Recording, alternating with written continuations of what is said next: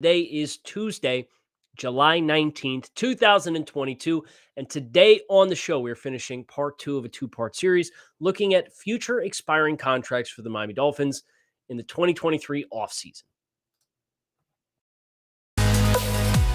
You are Locked On Dolphins, your daily Miami Dolphins podcast, part of the Locked On Podcast Network, your team every day.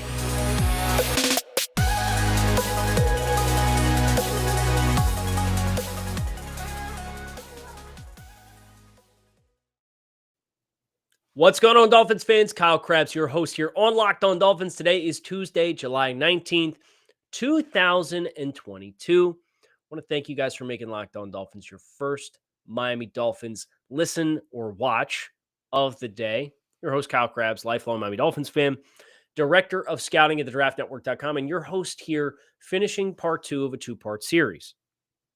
We are looking at expiring contracts at the end of the upcoming season.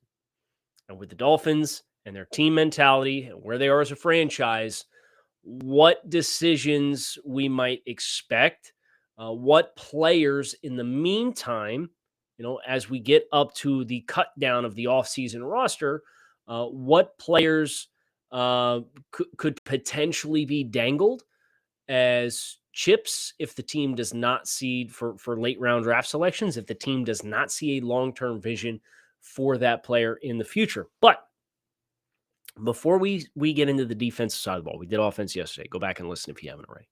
But before we go anywhere on the show, we have a very special 1-year anniversary at our disposal that we want to celebrate here on the show. I don't know how many of you follow Locked On Fins on Twitter. If you're on Twitter and you don't, shame on you. I'm at Grinding the Tape, but Locked On Fins is where the Dolphins specific content is ever flowing, like the wines of Capistrano, I think is the quote from Dumb and Dumber. But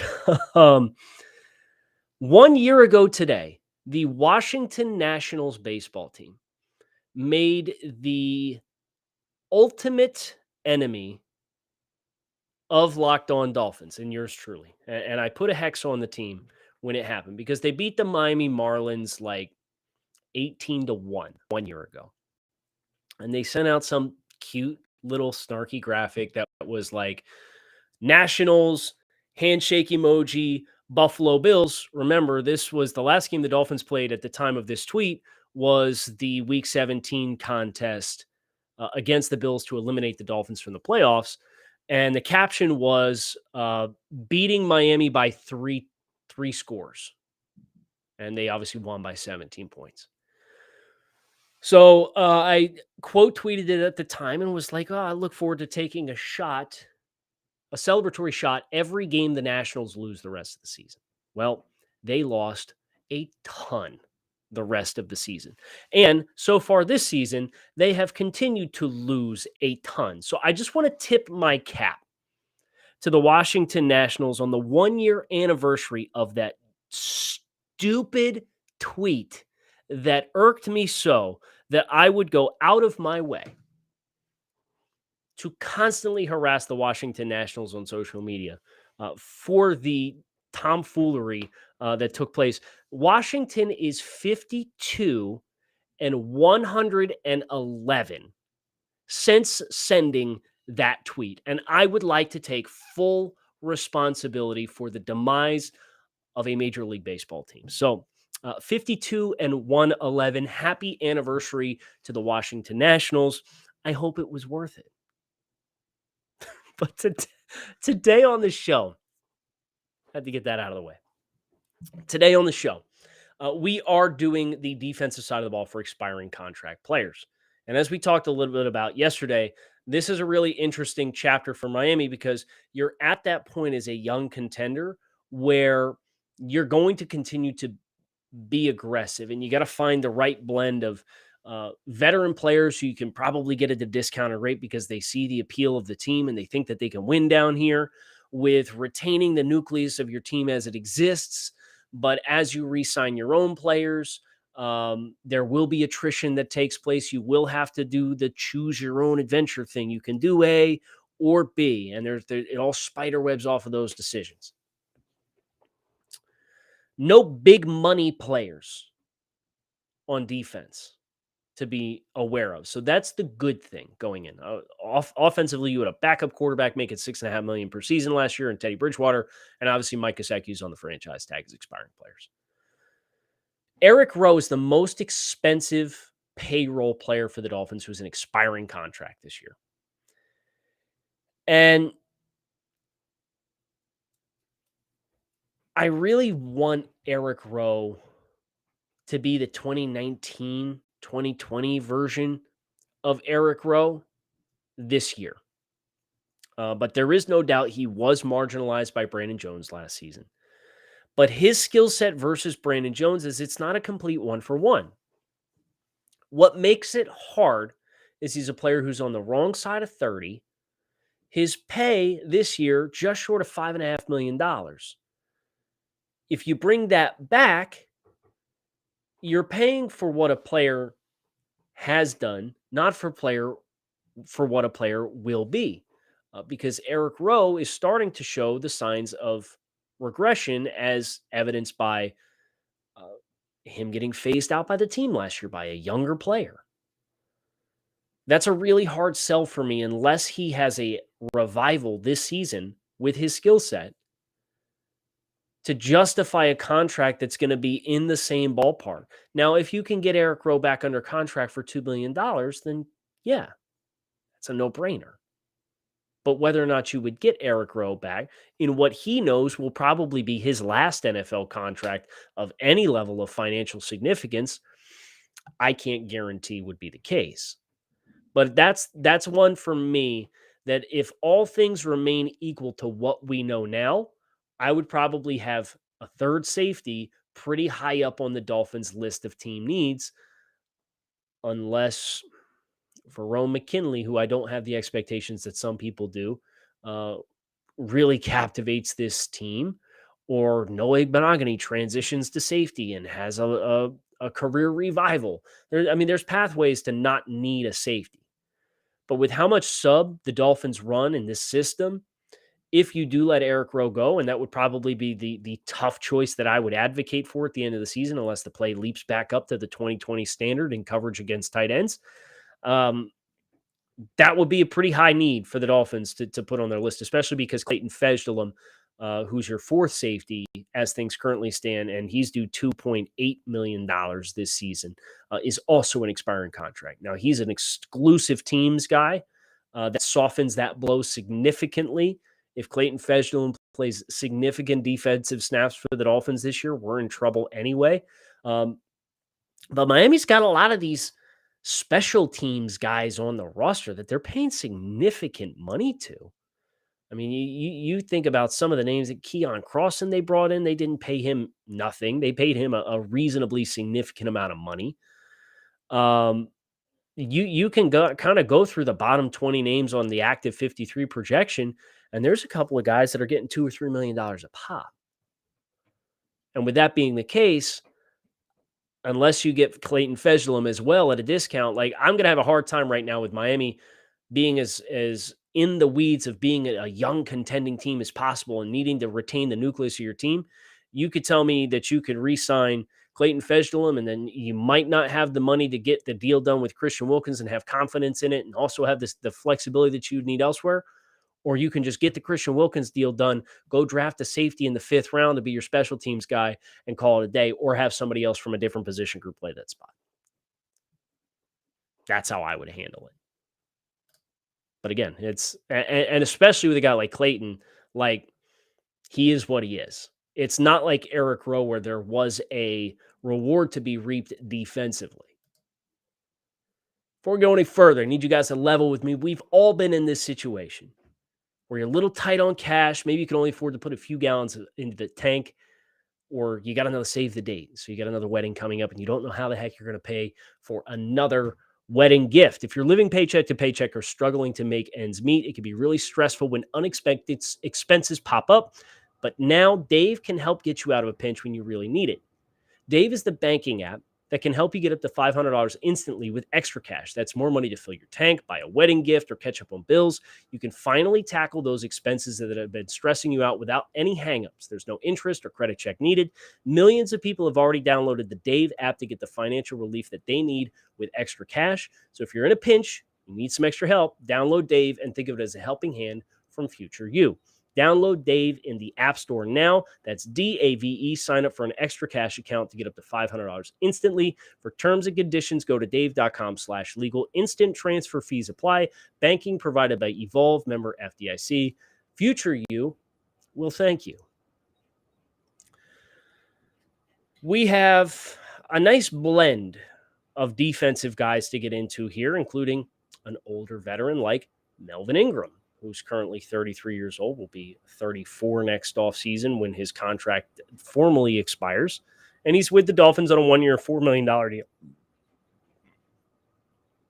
If Melvin Ingram plays to his potential, this might be one of the most economic friendly and reward versus cost contracts on the team. And this is what being a young contender gets you. It gets you guys like this in the building who want to win, who are hungry. Miami has obvious appeals beyond just the football team, location, weather, lifestyle, all prominent amongst them. But Melvin Ingram has a sterling reputation as a leader, as a consummate professional, as a defensive weapon. And you just know he's not a player that has 70, 75% snaps in the tank anymore. Great. We don't need you to. But if he comes in here and he performs at a really high level in a reduced role, I would hope that another contract is on the table.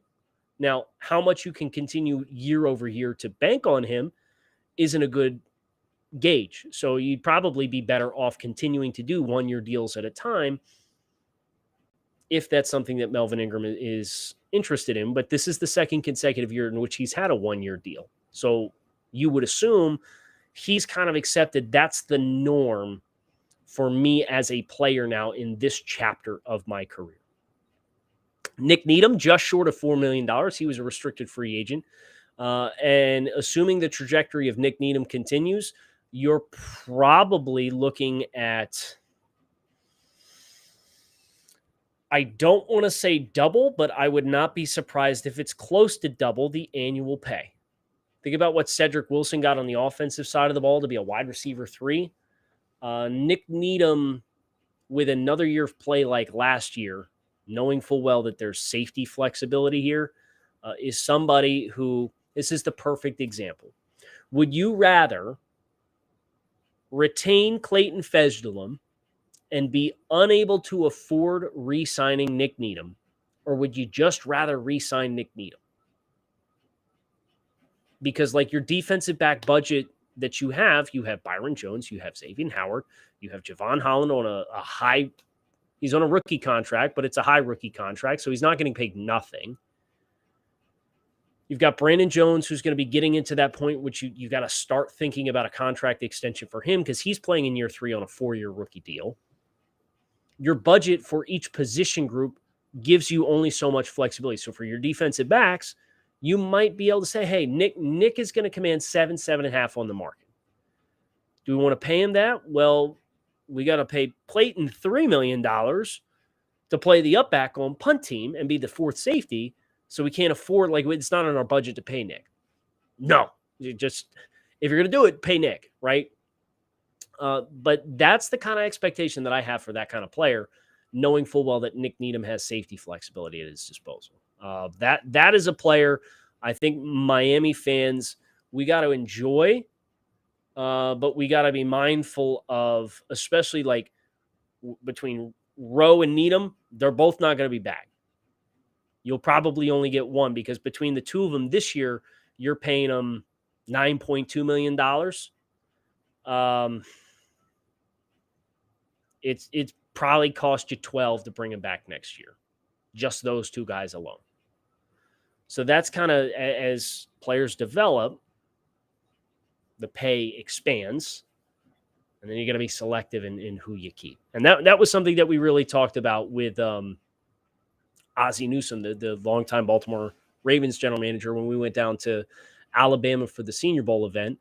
We asked him about building through the draft and the strategies that are involved. And he really made a huge deal about getting a lot of players on rookie contracts. And obviously they had 6 picks in the 4th round this year. Just a crazy amount of selections that were made in the middle rounds of the draft this year. And he talked a lot about, you let those guys grow, and then you got to make some hard decisions on who to retain, who to keep, who to pay, and who to not pay.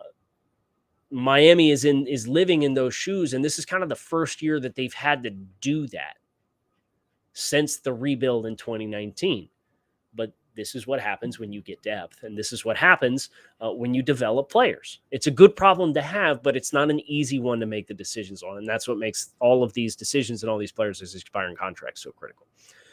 Adam Butler, for me, is a player. He'll be 29 in the offseason next year. Scheme-specific guys do $3.75 million. You can get a rotational penetration type interior defensive lineman in a lot of places. And whether that's in the draft for a guy in the middle rounds who would probably cost you a quarter of the financials, and Miami will have the picks next year as things are currently scheduled, or if that's in free agency, whether it's a veteran player or an undersized player who didn't make somebody else's raw. I understand Adam Butler's very familiar with the scheme in the same way that Elandon Roberts, who's also an expiring contract, who will also be 29 next offseason, and he's due $2.75 million versus $3.75 million for Adam Butler. I understand there's a familiarity with the scheme, but the most appealing component, in my opinion, of both of those players is the familiarity with the scheme. So if you're going to tell me that Coach Josh Boyer would be going into what would be his 4th season as the defensive coordinator, and the rest of the nucleus of the team has been around, and continuity has been a thing that you have prioritized, the importance of having those stalwart players in each of those position rooms that has familiarity with the system is mitigated. And especially at a potential cost of, not a math guy, as is tradition here on the show, but $3.75 million and $2.75 million is $6.5 million. So you can pay Adam Butler and Elandon Roberts $6.5 million, or you can guarantee you get a contract extension done and sign replacement players for the same cost. Have the wiggle room to get a contract extension done, get a Nick Needham extension done. Again, all these variables overlap, right? But both of those players, for me, and I understand, Roberts is a really respected leader in the Dolphins locker room as things currently stand, and I understand that. But you do have Jerome Baker. You do have Xavier Howard. You do have Emmanuel Agba. You do have Christian Wilkins. You are not so lost for leadership that if you make that decision to let Elandon Roberts go, and I've said this offseason, if you want to bring Elandon Roberts back for another season and have him play primarily teams and not have him be a starting backer and have him in on short yardage goal line sets to shoot gaps and plug the run and smack the taste out of people's mouth, I'd love to have Elandon Roberts continue to be a member of this football team, but not at the cost and not as a starting linebacker for the opportunity cost of getting somebody else on the field, Reed Channing Tyndall. Our next expiring player on the defensive side of the ball.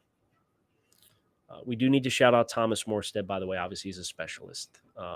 Our king, our punt god, Thomas Morstead. He'll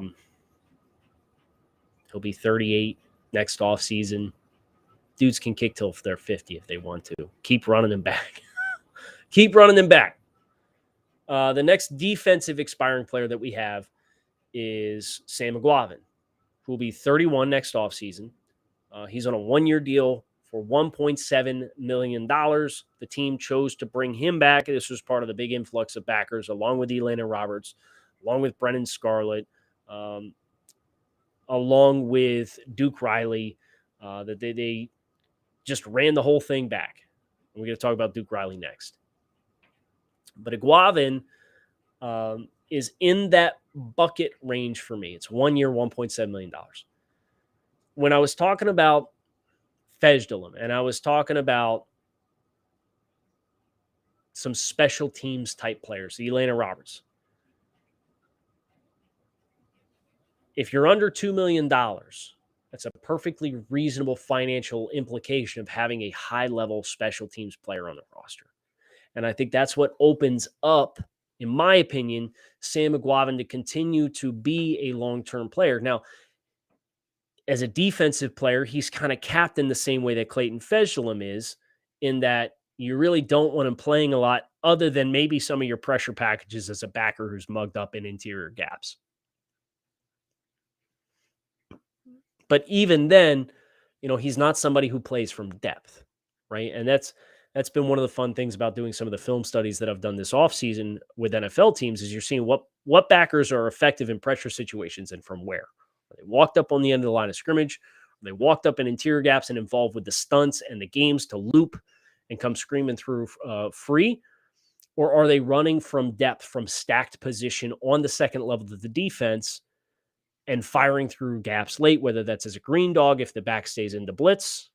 Green dog is if you're the linebacker and you're in coverage and your coverage responsibility is the running back. If the running back stays in the backfield to block and pass protection, you can then add yourself into the pass rush late as that sight adjustment to go shoot that gap and go get the quarterback and try and be +1 in the pass rush versus what the opposing team has to block.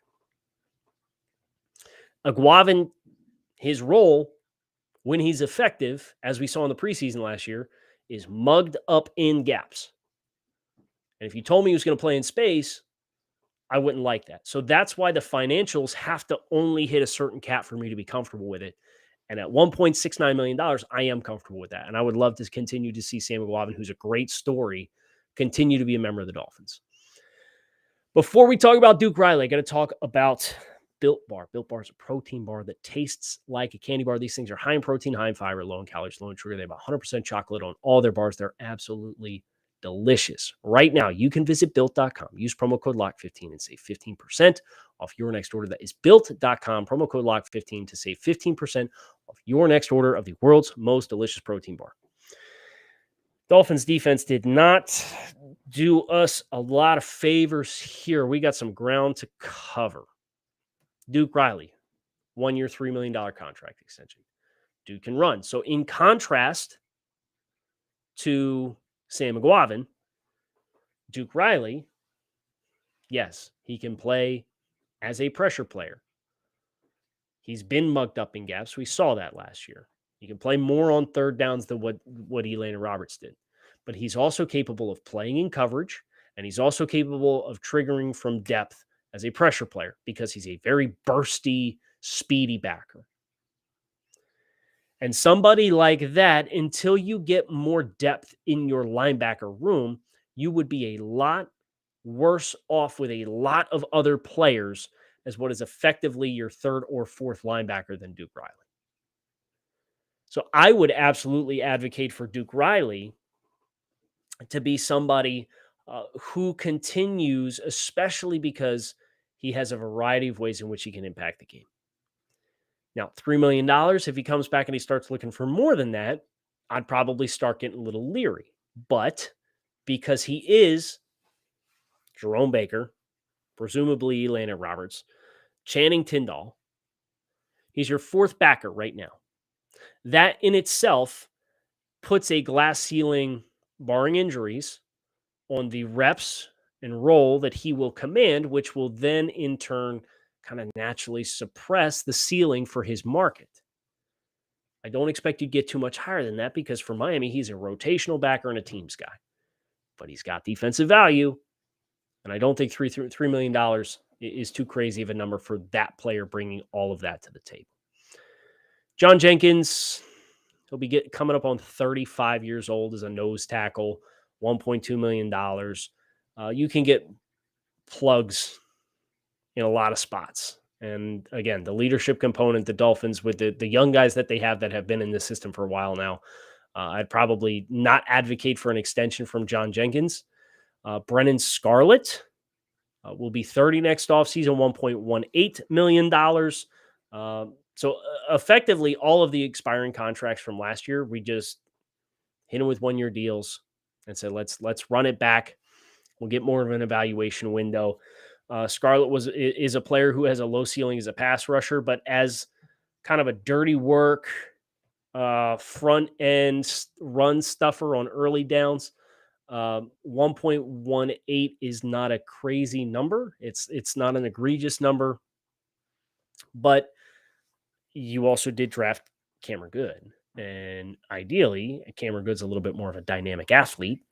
Ideally, he takes that spot. And then you get into this offseason, or you get up into roster cuts and you make that decision. And maybe you keep Brennan Scarlett, or maybe you don't keep Brennan Scarlett. Sheldrick Redwine, Porter Gustin, Calvin Munson, Elijah Campbell, who would be a restricted free agent.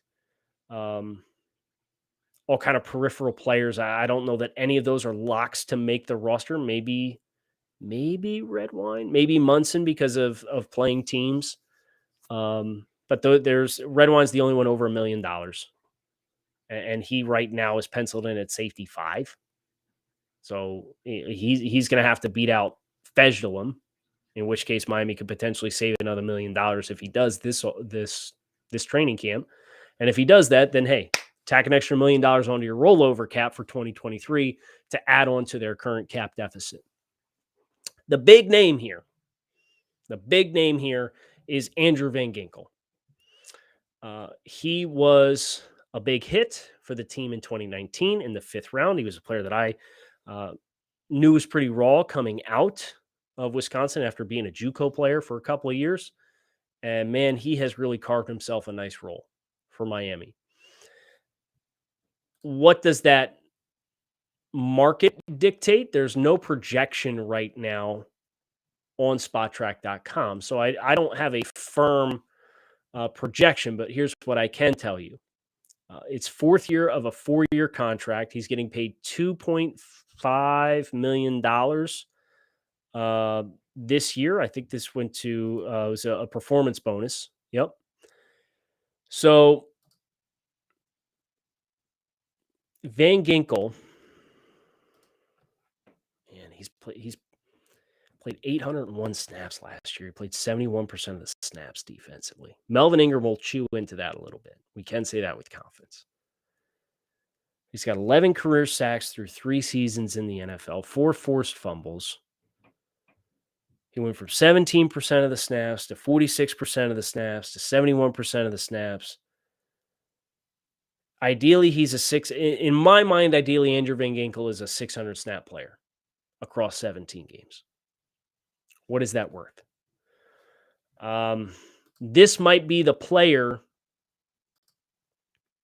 that you part ways with and apply the Eric Rowe funds to. You know, I don't know that $5.5 million gets it done with Van Ginkel, but I would be proactively, if I am Miami, trying to get that contract extension done in the same light of getting like the Christian Wilkins deal done from the same draft class, right? And that's the sign that you have a good draft class on your hands, despite all of the shortcomings that may or may not have. In retrospect, you go back and do things differently. You got 2 guys you'd love to get under contract extension for second contract right now before they play another snap, because you know that the value is probably only going to continue to go up. The thing that separates Van Ginkel from like Duke Riley is, yeah, they're both rotational players defensively, and I think Van Ginkel will be more rotational this year. And core special teams players.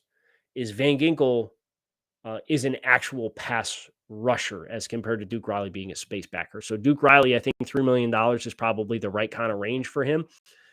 But Van Ginkel, I would not be surprised if he ends up in the same price range as what we talked about with Nick Needham, between 6 and 7, maybe more if you hit the open market. So that's a tough decision Miami will have to make. So you add all that up with all the players we talked about yesterday with Gesicki and Teddy Bridgewater and the players today and Eric Rowe and Melvin Ingram potentially, Clayton Fejedelem getting almost 3 per, Adam Shaheen getting 2.5 per. And you add it all up and you understand, hey, you got some guys who we're going to be ready to move on from. We're going to have guys that we're not ready to move on from. But the financials that are capped for what we have to budget for each position group might only dictate we only have so much to spend. And Van Ginkel's the big mystery player out of all the players we talked about. Obviously, Mike Gesicki. The attention on Mike Gesicki is on the franchise tag. He catches the football. Fantasy players know who he is. Everybody. But the big mystery player for me is Andrew Van Ginkel for what that market's going to look like. But we'll find out. Appreciate you guys checking out Locked On Dolphins. Fins up. Keep it locked in right here on Locked On Dolphins. We have the mailbag tomorrow. Power to the pod. It's back. We took a week off last week. But looking forward to hearing from all of you. So plan accordingly. Hope to see you there. Kyle Krabs, fins up. Make it a great Tuesday. I'll talk with you.